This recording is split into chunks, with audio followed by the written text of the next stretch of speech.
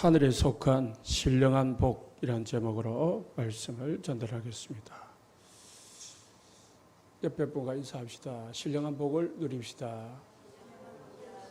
하늘에서 주신 신령한 복을 누립시다. 오늘부터 에베소서를 전달하려고 하는데요. 에베소서는 빌립보서, 골로새서, 빌리몬서와 함께 옥중서신이라고 합니다. 옥중서신이라는 것은 바울이 로마 감옥에서 교회를 생각하면서 쓴 편지다라는 내용입니다. 바울이 감옥에 있으면서 에베소 교회를 생각하니까 너무 가슴에 아픈 거예요. 아픈 그런 나빠서 아픈 게 아니고 너무 마음에 이제 마음이 쓰이는 거죠. 그래서 에베소 교회의 성도들 영적 성장을 위해서 에베소서를 기록을 했어요. 그래서 갈라디아서는 교회 안에 율법을 가진 이단들이 들어와 가지고 교회를 혼란시키기 때문에 조금 책망적인 그런 내용을 했더라면은 에베소서는 로마서보다도 더 복음적인 내용들이 기록되어 있는 것이 에베소서입니다. 그래서 에베소서를 읽으면 힘이 나요. 여러분들이 에베소서를 잘 읽어보면 하나님이 주시는 힘을 얻게 됩니다. 또 다음에 나오는 빌립보서하고 비슷한 이 복음적인 내용들이 많이 있어요. 에베소 교회는 언제 세워졌느냐 하면은 사도행전 18장에 보면은 바울이 2차 전도 여행을 갔다가 오는 중에 잠깐 들려가지고 유대인들하고 복음을 전달했어요. 유대인들에게. 그런데 이 유대인들이 이 복음을 듣고 너무 좋아가지고 좀 우리에게 더 복음을 좀 전해달라, 머무를 달라라고 했는데 바울이 또 다른 계획이 있으니까 떠나갔어요. 떠나갔다가 이제 19장에 보면은 3차 전도 여행을 시작을 하면서 에베소에 들르게 됩니다. 에베소 들려가 가지고 거기서 석 달 동안 해당해서 하나님의 나라를 관해서 강론했다고 했습니다. 그리고 또 2해 동안 두란노 서원에서 복음을 전했는데 아시아에 사는 모든 유대인들이나 유대인들이 다 주의 말씀을 듣더라라고 기록되어 있어요. 이게 바울의 입장에서 보면은 어마어마한 감격의 장소인 거죠. 복음을 전했는데 많은 사람들이 막 예수를 믿고 막 돌아오고 역사가 일어나니까 얼마나 그 장소가, 그 교회가 이 바울의 마음속에, 기억 속에 남겠어요. 그잖아요. 여러분들이 전도를 나가도 어떤 사람이 복음에 대해서 막 깊게 막 감격을 하면서 받아들이는 사람을 만났단 말입니다. 그럼 그 사람이 늘 생각나겠죠. 네? 그런 거죠. 그만큼 이 바울에게 있어서 에베소 교회는 애착이 참 깊은 교회다. 예? 바울에게 있어서 마음에 담겨져 있는 교회다. 그렇게 볼 수 있죠. 그래서 얼마나 바울의 마음에 있었던지 또 20장에 보면은 이제 3차 전도 여행을 마치면 이제 예루살렘으로 돌아가는 길이었어요. 이게 예루살렘에 왜 돌아갔냐? 이제 환난과 핍박이 바울을 기다리고 있었어요. 예루살렘 교회, 예루살렘에 가면은 바울이 예루살렘 가가지고 이제 잡혀가지고 로마로 이제 호송되지요. 그게 마지막이다 말이죠. 바울은 그걸 알고 있었어요. 이제 내가 예루살렘으로 돌아가면은 마지막이다. 라는 걸 알고 있었기 때문에 바울이 에베소 교회를 들리지 않고 그 옆에 있는 밀레도를 지나가면서 너무 또 마음이 생각나잖아요. 그래서 밀레도에 도착을 해가지고 에베소에 있는 장로들을 초청을 합니다.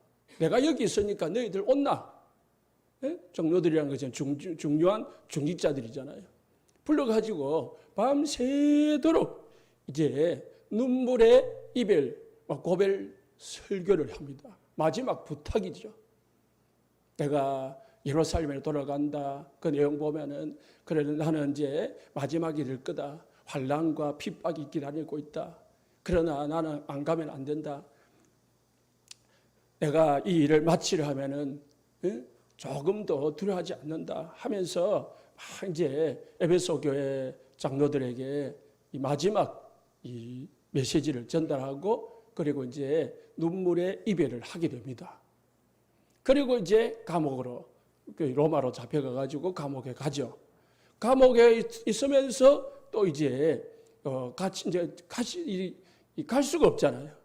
갈 수 없으니까 바울이 옥중에서 이 에베소 교회의 영적 성장을 위해서 또 에베소 교회 성도들이 영적인 축복을 누리도록 하기 위해서 이 에베소서를 쓰는 것입니다. 그래서 에베소서 첫 딱 보면은 3절에 보면은 찬송하리로다 하면서 뭘 나옵니까? 에베소서 1장에는 우리가 하늘에서 받은 신령한 복, 하나님이 우리에게 주신 에베소 교회나 우리 성도들에게 주신 영적인 축복에 대해서 말씀을 하고 있어요. 사람들은 일반적으로 복하면은 창세기 6장의 물질, 창세기 11장의 명예, 그런 걸 복이라고 하죠. 그래서 이제 막 그것이 최고인 줄 알고 쫓아가는 거예요. 또 뭐 유교나 이 세상에서는 오복이라고 있어요. 뭐 건강한 거, 돈 많이 버는 거, 자식이 많은 거, 그리고 뭐 오래오래 사는 거, 그리고 마지막에 잘 죽는 거, 이런 걸 오복이라 하는데 이거는 다 육신적인 것이고 오늘 바울이 말하는 것은 영적인 축복을 말하는 거예요. 그래서 우리 성도님들이 육신적인 축복을 구하기 전에 또 육신적인 축복보다도 영적인 축복을 받으면은 육신적인 축복은 따라오고 이미 여러분들은 영적인 축복을 다 받았다는 사실을 기억하시기 바랍니다. 그래서 오늘 말씀을 들으면서 여러분들이 깨달아야 될 것은 뭐냐? 내가 하나님의 자녀로 구원받았구나. 내가 자녀로 구원받아가지고 어마어마한 축복을 내가 지금 받고 있구나, 받았고 있구나. 내 현실 속에는 뭐 경제 문제도 있을 수 있고, 자녀 문제도 있을 수 있고, 여러 가지 인간적인, 가정적인 문제가 있을 수 있겠지만은, 그거는 다 육신적인 것이고, 이미 우리에게는 엄청난 하나님이 주신 하늘의 복이 와 있다는 거예요. 이미 주셨다는 거예요. 그거를 내가 발견하지 못하고 내가 누리지 못하니까 그것이 참 내 것이 안 되고 있고 그걸 바울이 에베소 교회를 볼 때에 안타까운 거죠. 그래서 바울은 사람들이 생각하는 복과 전혀 다른 복을 이야기를 하고 있어요. 3절에 찬송하리로다 했어요. 찬송하리라는 것은 이제 왜 찬송합니까? 어마어마한 축복을 주었기 때문에 선언적으로 다 미리 처음부터 그렇게 이야기하는 거예요. 예? 우리가 축하할 일이 있단 말입니다. 그 설명하기 전에 먼저 착 만나자마자 뭐 합니까? 축하합니다 라고 인사를 하는 거랑 마찬가지. 예? 축하합니다. 뭐 합격됐다면서요. 뭐 취직이 됐다면서요. 결혼한다면서요. 이렇게 선언적인 이 선언을 하는 거죠.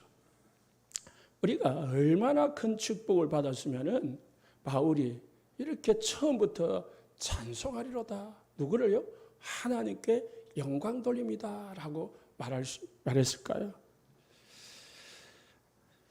그러면서 그리스도 예수 안에서 속한 모든 신령한 복을 우리에게 주셨습니다. 하늘에 속한 모든 신령한 복을 우리에게 주셨다고 했습니다. 하늘에 속한 모든 신령한 복이 뭐냐? 원어로 보면은 푸누마라고 되어 있어요. 푸누마라는 것은 성령의 헬라어입니다. 하나님이 우리에게 성령을 주셨다는 거예요. 그 속에 모든 것이 다 있는 거예요. 여러분 속에 나중에도 이제 이 다음 주 나오지만은 13절에 성령으로 우리를 인친다는 거예요. 성령으로 우리와 함께 한다는 거예요. 그래서 우리가 성령의 축복을 이제 누리기만 하면은 어마어마한 하나님의 자녀된 신분과 권세를 가진 성도들이 될 수 있다는 거예요. 그 축복을 누리는 방법이 요즘 계속 메시지로 나오는 393의 메시지다는 거예요. 이미 우리가 받았기 때문에 하나님의 보호자의 축복을 우리가 배경을 상삼위 하나님의 배경을 가지고 있단 말이에요. 그리고 우리가 보호자의 배경을 가지고 있단 말입니다. 그 배경을 누리는 거예요. 성삼위를 확신하고요. 배경을 누리고요. 하나님의 형상을 회복하고요. 하나님의 영으로 충만하고요. 그러면은 에덴의 축복 그리고 237 빛의 축복이 3시대를 살리는 축복이 우리에게 전무후무한 응답의 역사가 일어난다는 말이죠. 그래서 창세기 41장 38절 보니까 노예로 팔려간 요셉이 힘도 없고 배경도 없고 아무런 도움받을 사람도 없었지만은 하나님이 함께하는 축복 누렸는데 하나님의 성령의 지혜를 누렸는데 애굽에서 채굴가는 총리가 됐습니다. 237빛 세계복음화는 빛이 됐습니다. 시공간 초월 애굽가뿐만 아니고 전 세계를 움직이는 응답을 누리게 된 것입니다. 그래서 38절에 바로가 고백을 합니다. 야, 이같이 하나님의 영에 감동된 사람 우리가 어찌 찾을까? 바로는 불신자입니다. 바로가 어떻게 하나님의 영에 감동됐다는 걸 알았을까요? 창세기 41장에 보면은요, 요셉이 바로 앞에서 말할 때마다 뭘 말합니까? 하나님께서 이 일을 보이시려고 꿈을 꾸게 하신 것입니다. 하나님께서 가르쳐 주실 것입니다. 하나님께서 이 일을 행하실 것입니다. 나중에는 오겠지만 여러분 하나님께 모든 영광을 돌리시기를 예수 축복합니다. 하나님 그런 사람 좋아한다니까요. 내가가 나오는 사람은 하나님은요 그런 사람 안 씁니다. 하나님이 하셨습니다. 하나님께 영광입니다. 그래야 됩니다. 요셉은요 하나님께서 하십니다. 하나님께서 알게 하셨습니다. 하나님께서 이루실 것을 미리 우리에게 보여주신 겁니다. 그러니까 불신자들이 하나님을 알게 된 거죠. 요셉이 왜 그런 말을 할 수 있었을까요? 요셉은 항상 성령 충만한 사람이었어요. 성령의 사람이었다. 육신의 사람이 아니고요.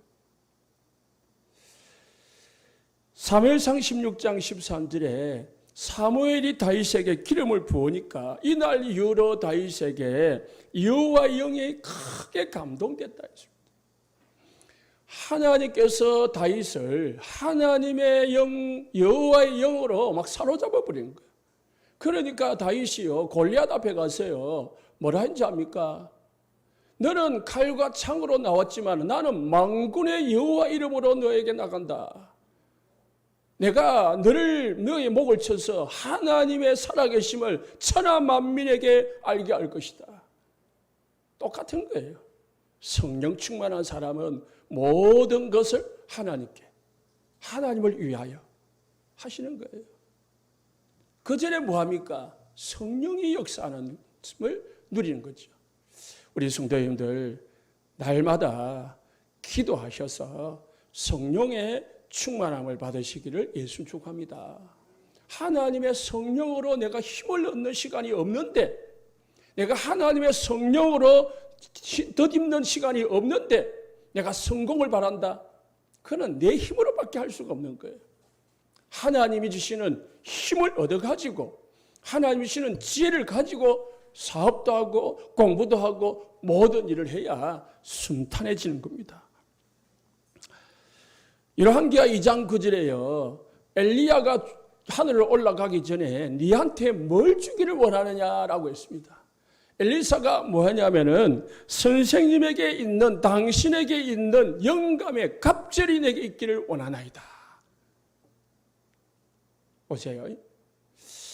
베델에도 요단에도 길갈에도 교회가 있었어요. 이 엘리야가 세운 신학교가 있었다니까요.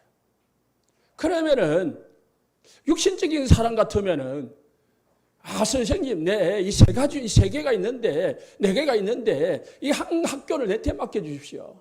물려주십시오. 가기 전에 내한테 좀 물려주고 가십시오. 막 서류로 좀 사인 좀 하고 가십시오. 해야 될까요? 그잖아요. 학교를 하나 물려받으면은 이제 그거 가지고 먹고 살 수 있잖아요. 그런데 엘리사는 그게 아니었습니다. 그거 아무 필요 없어요. 나에게 뭐만 있으면 되느냐? 영감의 갑절만 있으면은 그 모든 것은 나에게 온다는 것입니다. 뭐가 중요하냐? 하늘의 신령한 복을 우리에게 주셨다. 이 축복을 누리는 우리 성도님들 되시기를 예수 축복합니다. 그래서 바울은 찬송하리로다. 왜? 우리가 하나님의 신령한 복, 성령의 충만함을 받았기 때문에 그렇습니다. 더 나아가서 구체적으로 신령한 복은 뭐냐? 1절에 보니까 바울이 이렇게 고백합니다. 하나님의 뜻으로 말미암아 그리스도 예수의 사도된 바울은, 하나님으로 인해서 우리가 목사가 되고 중직자가 되고, 아니 내가 하나님의 자녀가 됐다는 것은요, 어마어마한 축복이고 감사합니다.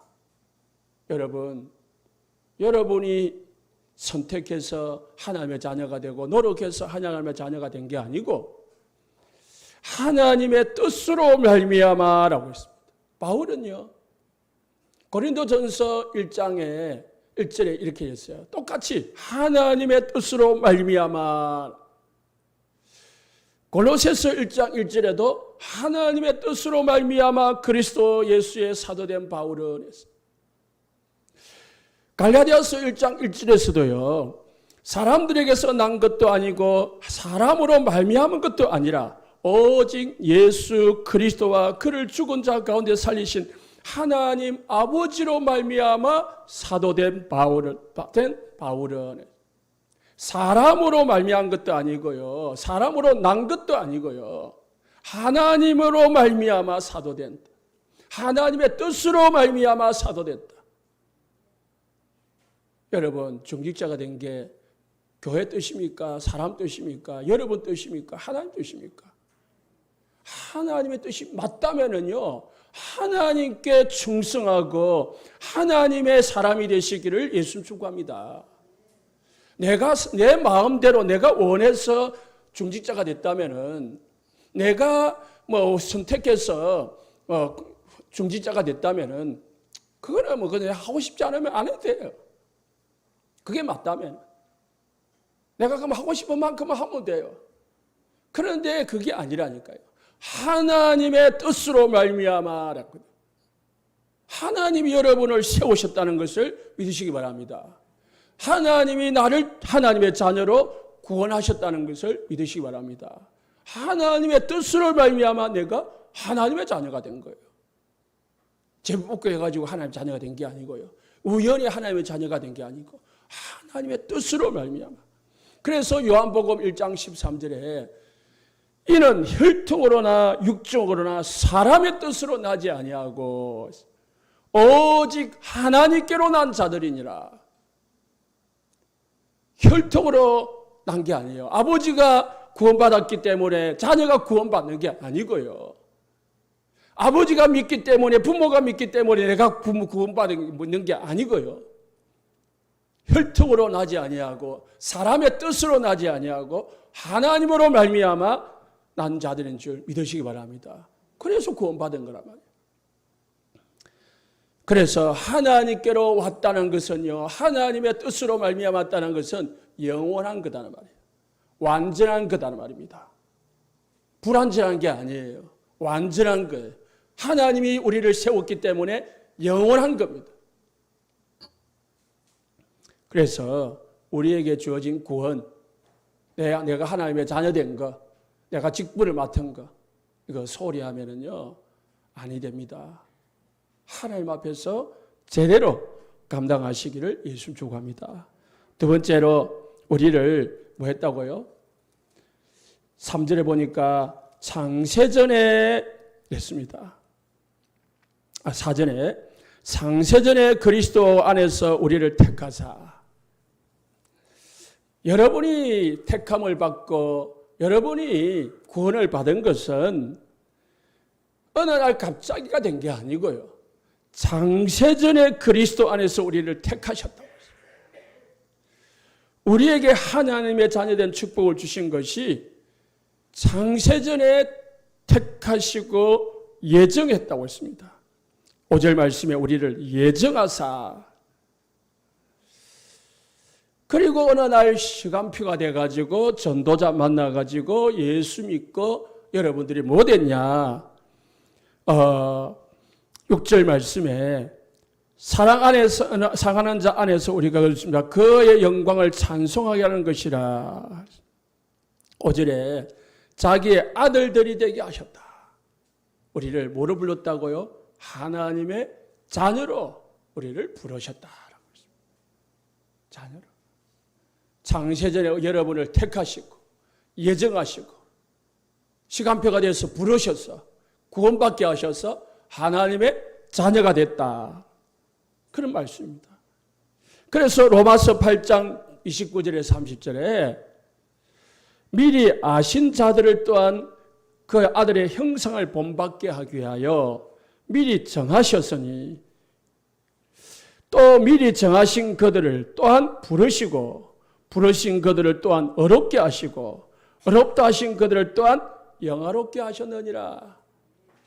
하나님께서 차근차근 우리를 택하셔가지고 하나님의 자녀로 다 시간표에 맞게 여러분들을 구원하시고 지금까지 오게 하셨다는 것을 믿으시기 바랍니다. 얼마나 이게 중요합니까? 우연히 된 게 아니라니까요. 하나님은 내 한 사람을 구원하기 위해서 어마어마한 계획을 가지시고 그렇게 일을 하셨다는 것입니다. 택했다는 말은 뭐냐? 택했다는 말은 헬라어로 끄집어내다라는 뜻입니다. 끄집어내다. 우리가 선택이라는 의미도 있지만은 더 본질적으로 하면은 선택해서 거기에서 끄집어내기 위해서 우리를 선택을 한 거죠. 어디서 끄집어내기 위해서요?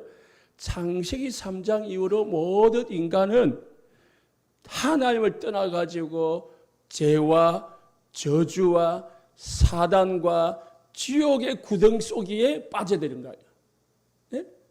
우리는 지옥의 구덩텅이 속에서 사단의 올무 속에서 살아가야 되는 거예요. 저주와 재앙 속에서 살아가야 될 운명이라 못 빠져나와요. 그래서 불신자들은 못 빠져나오니까 이거를 팔자다라고. 예? 사주팔자다 막 그래 포기하는 거예요. 그런데 하나님께서 우리를 사랑하셔서 여러분을 사랑하셔서 복음을 주시고 끄집어내 주셨습니다. 해방시켜 주셨습니다. 언제부터요? 창세전에부터 우리를 계획하셨습니다. 이거 진짜 깨닫는 사람은요 눈물 나와요.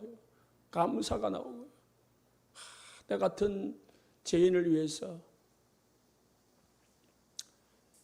어떤 목사님이 상처가 있을 때요. 뭘 상처냐면은 아들이 둘이가 있었는데 엄마가 아버지가 이제 그만 놔야 되겠다고 이제 피임 기구를 넣어가지고 이제 피임을 한 거라. 피임을 했는데 이 목사님이 태어난 거라요. 그러니까 이제 태어나가지고 늘 그 이야기를 한 거예요. 너는 우리가 이제 안 하려고 했는데 네가 그래가지고 피임을 하고 있는데 네가 태어났다. 그래 어른들은 그렇게 장난삼아 이야기는 모지만 이 사람들은요 엄청난 상처가 된 거라. 나는 계획 속에 없는 자식이구나. 나는 엄마 아버지가 원하지 않는 자녀였구나. 그걸 어릴 때 상처가 돼가지고요 이제 고등학교 때까지 방황을 했대요. 예? 방황을 하면서 막 이제 좀 문제가 있다는 거예요. 그런데 고등학교 3학년 때 어느 날 문제 속에서요, 성경을 읽다가 이 에베소서 1장을 딱 읽었다는 거예요. 읽는데 장세전에 택했다는 거예요. 엄마 아빠는 나를 우연히 낳았지만은 하나님이 나를 장세전에 택했구나. 그래가지고요, 이 말씀 듣고 상처가 싹 치유되어졌대요. 치유되고 되어가지고 복음의 은혜를 받기 시작해가지고 지금 우리 목사님이 돼 있대요. 그러니까 이분은 이 말씀이 아니었으면 늘 상처 속에 있었을 거라. 그런데요, 이거 하나 딱 깨달아 보니까요, 문제가 싹, 평생의 문제가, 고민이 사라지는 거 있죠. 여러분들은 하나님 보실 때에 귀하고 귀한 하나님의 자녀되는 줄 믿으시기 바랍니다. 옆에 성도가 볼 때는 좀 못나기도 하고, 좀 부족하기도 하고, 좀 어리석기도 하고, 마음에 안 들기도 할 수도 있겠지만은 하나님 보실 때는 안 그래요. 부모가 자녀가 10자녀가 있다 하더라도요, 아픈 자녀한테는 마음이 더 가고요. 그잖아요. 응? 어떤 부모는요, 아무것도 못하고 모르지기는 자녀가 있으면도 살아만 있으라라고 하는 부모가, 그게 부모의 마음이잖아요. 하나님의 마음은 더 그래요. 우리가 모자라고 부족하고 연약해도요, 하나님은 나를 하나님의 자녀로 부르셨다는 거 믿으시기를 예수 축복합니다. 그래서 서바냐 3장 11절에 제가 오늘 묵상 기도하면서 드린 구절입니다. 하나님 우리를 보실 때 얼마나 보시기에 기쁘냐. 너의 하나님 여호와가 너희 가운데 계시니 그는 구원을 베푸실 전능자시라. 그가 너로 말미암아 기쁨을 이기지 못하시며 너를 잠잠히 사랑하시며 너로 말미암아 즐거이 부르며 기뻐하시리라. 복음성가도 있어요. 하나님께서 우리를 잠잠히 보시며 기쁨을 이기지 못하신대. 여러분을 보시면서 하나님이 기쁨을 이기지 못하시고 뭐요? 즐거이 부르며 기뻐하신다고 했습니다. 그만큼 귀한 존재입니다. 로마서 8장 39절에 38절에 보니까 확신하노니 사망이나 생명이나 천사들이나 권사들이나 현재일이나 장래일이나 능력이나 높음이나 깊음이나 다른 어떤 피조물이라도 우리 주 예수 그리스도 안에 있는 하나님의 사랑에서 끊을 수가 없느니라. 하나님의 사랑에서 끊을 자가 아무도 없습니다. 여러분은 절대 가치를 놓치지 마시기를 예수 축복합니다. 하나님이 우리를 장세전에 택하셨다는 말은 여러분의 행위를 보고 구원하지 않았다는 말입니다. 우리가 행위가 좋았기 때문에, 착했기 때문에 우리를 구원하지 않았다는 거. 이미 뭐예요? 우리가 행동하기 전에, 행위를 하기 이전부터 하나님은 여러분을 자녀로 부르시기로 작정했다는 거예요. 그렇기 때문에 우리가 행위에 따라서 구원받은 게 아니라는 거예요. 에베소서 2장 9절에 행위에서 난 것이 아니니 이는 누구든지 자랑하지 못하게 함이라. 디모데후서 1장 9절에 하나님이 우리를 구원하사 거룩하신 소명으로 부르심은 우리의 행위대로 하심이 아니요 오직 자기의 뜻과 영혼 전부터 그리스도 예수 안에서 우리에게 주신 은혜대로 하심이라. 하나님이 우리의 행위대로 구원한 게, 행위를 보시고 구원한 게 아니고 하나님의 은혜로 우리를 구원하셨다. 감사하시기를 예수 축복합니다. 그래서 하나님이 우리를 구원하신 선택은 하나님의 전적인 하나님의 은혜다. 그러면은 이걸 또 방종하는 분들이 있어요. 야, 나 이제 구원받았기 때문에 내 행위로 말미암지 않기 때문에 내 행위는 별로 중요하지 않구나, 마음대로 살아야 되겠구나, 이렇게 표현하는 분도 있습니다. 이거는 구원에 관계된 겁니다. 오늘 말씀은 구원에 관계되는 거지 우리 신앙생활에 대한 것은 아닙니다. 신앙생활은 우리가 행위대로 구원을 받았다면 구원받을 사람이 한 명도 이 땅에 없어요. 하나님은 우리의 행위를 보고 우리를 구원하시고 했다면 구원받을 사람이 이 땅에 아무도 없다니까요. 왜? 로마서 3장 10절에 의인은 없나니 하나도 없다고 했습니다. 23절에 모든 사람이 죄를 범하였으며 하나님의 영광이 이르지 못한다고 했습니다. 모든 사람이 죄를 범했기 때문에 의인은 없고 하나도 없기 때문에 구원받을 사람이 한 명도 없어요. 행위를 보자면은. 그런데 하나님은 우리를 행위를 보지 않고 우리를 구원하셨기 때문에 저와 여러분이 구원을 받은 겁니다. 그러면 행위로 말미암지 않다고 해서 아무렇게 살아야 되나요? 아니요. 베드로전서 1장 15절에 17절에서는요. 너희 모든 행실에 거룩한 자가 되라. 하나님의 자녀답게 거룩한 행실로 거룩한 삶을 이제 살아야 되는 거예요. 우리는 이제 죄에서 거룩한 자로 변화되었거든요. 17절에 보니까 베드로전서 1장 17절에 보니까 외모로 보지 않고 각 사람의 행위대로 심판하시는 이라. 우리의 행위를 가지고요, 여러분들에게 이제 하나님이 응답도 주고 축복도 주는 거예요. 학개서 1장 7절에서는요, 만군의 여호와가 말하노니 너희는 자기 행위를 살피지니라. 신앙생활은요, 바른 행위를 가져야 됩니다. 구원받았다고 해서 막 사는 게 아니에요. 네? 감옥에 있는 사람이 풀려났다고 해서 막 살아봐봐요. 그게 되겠습니까?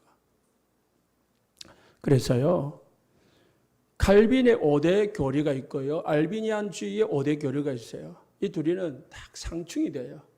그래서 우리 교단은 칼빈주의를 따르기 때문에 이렇게 칼빈주의 교리를 강조를 하지만은 또는 알미니안주의도 우리가 같이 병행을 해야 됩니다. 시간이 없으니까 다 같이 말을 못하겠지만은 칼빈주의의 5대 교리가 5개인데요. 첫째는 전적 부패입니다. 전적 부패, 전적 무능력. 모든 인간은 창세기 3장에서 타락을 하면서 지정의가 완전히 부패해가지고 인간은 스스로 구원받을 수 없는 존재가 됐다는 것이 칼빈의 교리입니다. 그래서 하나님이 우리를 구원하지 주지 않고는 인간은 스스로 구원받을 수가 없다는 거예요. 두 번째로는 무조건적 선택입니다. 하나님께서 우리 인간의 행위와 관련 없이 하나님께서 주권적으로 우리를 택하시고 예정하시고 구원하셨다는 거예요. 오늘 말씀은 이거하고 에베소서하고 맞는 거죠.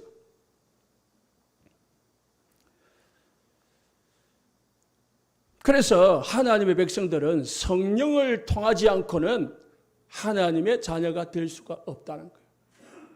반대로 하나님은 우리를 자녀로 만들기 위해서 성령으로 역사하신다는 것입니다. 성령 역사해야만이 구원을 받을 수 있다는 거죠. 무조건적 선택입니다. 세 번째는 제한적 속죄입니다. 그러나 모든 사람이 다 구원을 받는 건 아니다. 하나님의 택함 받고 예정된 자들에게만 제한적인 구속이 속죄가 이루어진다. 여기서 이제 알미니안주의하고 좀 상충되는 내용이 큽니다. 왜? 알미니안주의는 만민 구원설을 말하거든요. 모든 사람이 구원받는 게 아니냐. 성경에는 그랬지 않냐. 믿는 자는 다 구원받는다고 했지 않냐. 믿기만 하면은 그랬거든요. 그 좀 둘이서 싸우는 경우가 있죠. 그러나 더 자세히 설명하면은 그게 하나님이 보시 측면에서는 우리에게는 뭐예요? 전적인 선택이고 우리가 하나님 앞에서 볼 때는 믿어야 되는 거예요. 영접을 해야 되는 거예요. 그래서 우리의 구원은 성령의 역사를 통해서 택한 백성에게만 이루어진다라는 게 제한적 속죄입니다. 그래가지고요, 네 번째, 불가항력적 은총입니다. 성령이 역사하면 거부할 수 없다. 하나님이 우리를 부르실 때는 거부할 수가 없는 거예요. 그러잖아요. 바울이 다메섹에서 하나님이 예수님이 나타나가지고 부르시니까 거부할 수가 없는 거예요. 다섯 번째는 성도의 견인. 한 번 구원받은 하나님의 자녀는 끝까지 하나님이 구원에 이르도록 이끌어 가신다. 절대로 놓치지 않는다. 이게 이제 우리 칼빈의 5대 교리고 우리 장로교의 기본 교리이기도 합니다. 오늘 에베소서 주 내용이기도 하고요. 자, 그러면은 우리가 하나님의 택함과 예정으로 말미암아 하나님의 자녀가 됐습니다. 하나님의 자녀가 됐는데 우리가 어떻게 됐습니까? 하나님의 뜻으로 말미암아 예정하사 그리스도로 말미암아 자기 아들들이 되게 하셨으니라고 5절에 기록되어 있습니다. 우리는 창세기 3장 이후로 죄인이 된 것뿐만 아니고요, 모든 인간은 마귀 자녀였어요. 하나님 자녀가 아니었습니다. 우리는 이제 평생 우리가 마귀 자녀로 살아야 된다니까요. 그런데 마귀 자녀로 살던 우리를 하나님이 우리를 하나님의 자녀로 부르셨다는 거예요. 4절에 거룩하지 않고 흠이 없는 존재로 우리를 만들었다는 거죠. 거룩하고 흠이 없는 존재로 우리를 만들었다고 했습니다. 그리고 5절에 자기 아들들이 되게 하셨다. 7절에서는 뭐로 가지고요? 그리스도의 속량 곧 제사함으로 말미암아 우리를 하나님의 자녀로 부르셨다는 것입니다. 결과적으로 고린도후서 5장 17절에 저와 여러분은 새로운 피조물이 된 줄 믿으시기 바랍니다. 이제 하나님의 뜻으로 말미암아 하나님의 택함을 받고 하나님의 부르심을 받아가지고 여러분들은 완전 새로운 피조물, 새로운 사람이 된 줄 믿으시기 바랍니다. 하나님을 떠나는데 하나님을 만났어요. 하나님과 영원히 함께합니다. 성령으로. 여러분은 지옥 백성인데 하나님의 백성이 됐어요. 천국 백성이 됐습니다.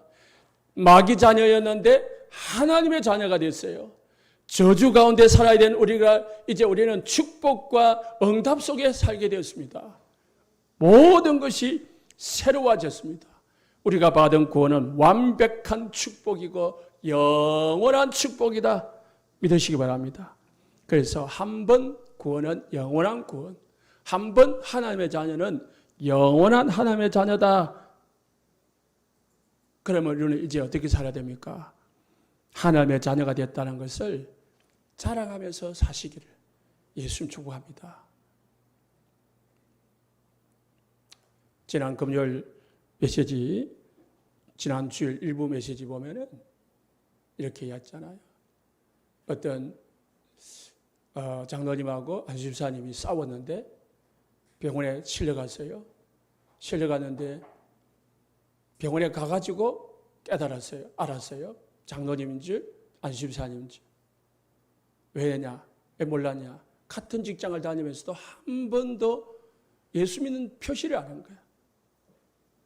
한 번도 예수를 말하지 않은 거지. 그러니까 몰랐다는 거야. 그런데 싸워가지고 병원에 갔는데, 입원해 있는데 양쪽에서 목사님이 신방을 와가지고 들통이 난 거지.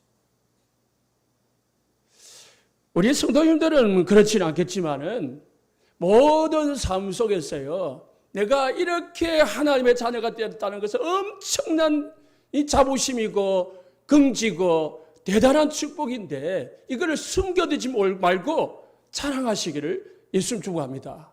나타내시길 바랍니다. 우리가 죄를 지으면 자랑하면 안 되겠지만은 내가 어마한 축복을 받았잖아요. 어마한 것을 가지고 있잖아요. 그걸 자랑해야죠.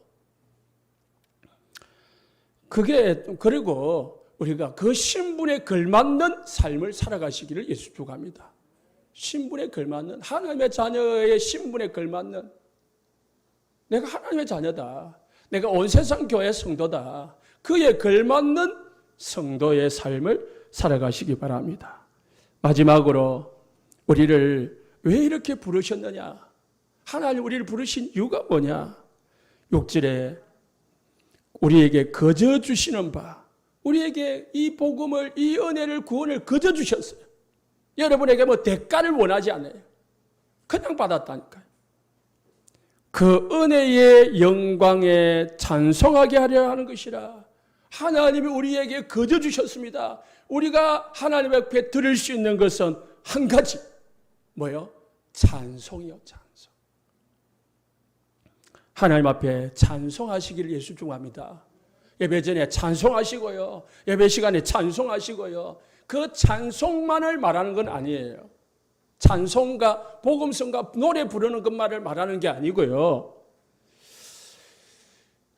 이사야서 42장 8절에 보니까 나는 여호와니 이는 내 이름이라. 나는 내 영광을 다른 자에게, 내 찬송을 우상에게 주지 아니하리라. 하나님께 영광 돌리시고 하나님을 높이는 삶을 사시기를 예수 축복합니다. 하나님은 여러분을 왜 자녀로 부르셨느냐? 방금도 말했지만은 하나님을 자랑하는 삶을 살게 하시려고, 불신자 앞에서 하나님을 말하게 만드는 자로 만들려고, 하나님을 자랑하는 자로 만들려고 우리를 부르셨다는 거예요. 우리 아버지는 자랑할 자이고, 우리 아버지는 모든 불신자에게 나타낼 자랑할 만한 그런 분이시거든요.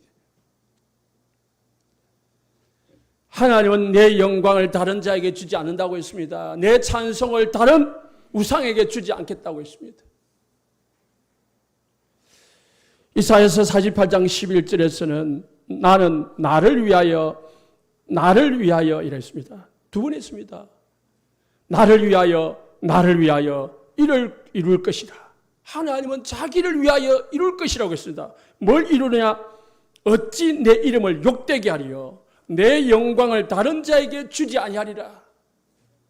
하나님의 영광을 다른 자에게 주지 않을 것이라고 했습니다. 그러면 우리가 하나님의 영광을 다른 자에게 돌리면 안 되는 거죠. 하나님께만 돌리시기를 예수 축복합니다. 하나님께서 나를 구원하셨습니다. 하나님께서 나에게 이런 응답을 주셨습니다. 하나님께서 나에게 이런 축복을 주셨습니다. 하나님께서 이렇게 하셨습니다. 당신도 하나님을 믿으면 하나님 만나면 이렇게 될 수가 있습니다. 그렇게 하는 거죠. 사도행전 12장 23절에 보면요, 헤롯 왕이 영광을 하나님께 돌리지 아니하므로 주의 사자가 곧 친히 벌레에게 먹어 죽으니라. 하나님께 돌려야 될 영광을 헤롯 왕은 자기에게로 돌려버렸어요. 그때에 하나님은 헤롯 왕을 쳐서 죽여버렸습니다. 하나님은 자기에게 돌아갈 영광을 다른 자에게 주지 않겠다고 했습니다. 특히 하나님께 돌려줘야 될 영광을 여러분 자신에게 돌리지 마시기를 예수 축복합니다. 하나님께 돌리시기를. 결론입니다. 지난 주간에는 렘넌트 수련회가 있었습니다. 파수꾼의 리드라는 제목으로 진행되었습니다. 이제 이번 주 1일부터 금요일 4일까지 렘넌트 망대 25라는 세계 렘넌트 대회가 이제 시작됩니다. 26차입니다. 26년이 6년 동안 되어진 우리 다락방의 가장 큰 축제입니다. 태아부터 모든 목회자들까지, 선교사님들까지 참여하는 대회입니다. 1일부터 3일은 화수목이죠. 1일 저녁에는 이제 축제를 하고요, 개막식을 하고요. 그리고 이제 2일, 3일은 메시지를 합니다. 오전, 오후, 그리고 오전 메시지를 하고요. 오전, 저녁, 그리고 오전 새강 메시지를 하고요. 그리고 4일에는 금요일 밤에 렘넌트 데이 하고, 그 다음에 류 목사님의 전도자의 고백이 있습니다. 이거는 백스코에서 전체가 모여서 합니다. 인도가 뭐냐? 성령의 인도가 뭐냐?